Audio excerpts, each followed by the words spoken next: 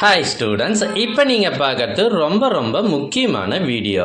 ஆமாப்பா, இது இந்த வருஷம் 2024 first mid term test original question paper.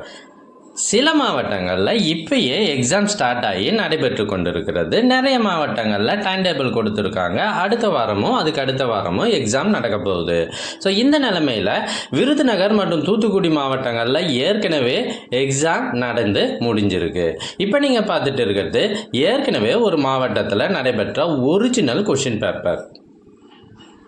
இதில் இருக்கிறது எல்லாமே முக்கியமான கொஷின்ஸ்.